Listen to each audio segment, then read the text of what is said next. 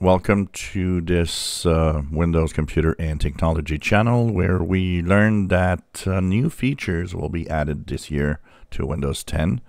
And another one that is interesting, and I hope they might want to complete the whole idea, is that we will be getting the new File Explorer, tabbed File Explorer in Windows 10.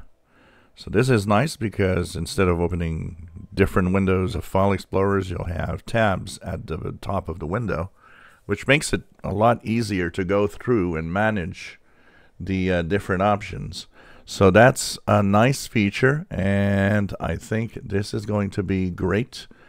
Hopefully it will work better than in Windows 11 and not have too much bugs in it. And there's no mention of it, but I think it would be nice if they would add the archive functionalities. The fact that now we can open 7-zip and other types of archives is really, RAR and so on. This would be nice, but for now, we don't know. There's no talk about archives or, managing any of these. But there is, on the plans, a File Explorer with tabs. So this is going to be nice to check out. Hopefully they'll do it well.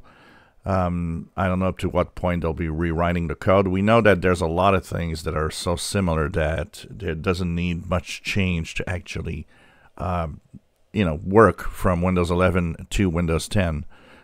So it's just willing to do it, and I guess Microsoft now is willing to do it. So tabbed Windows and File Explorer coming to a Windows 10 computer near you this year. Once again, some new features. This is pretty cool.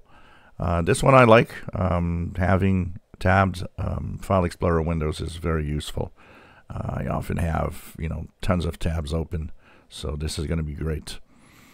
So what do you guys think about that? Tabs in File Explorer and maybe more. Are you guys scared or are you guys happy? If you enjoy my videos, please subscribe, give us thumbs up. Thank you for watching.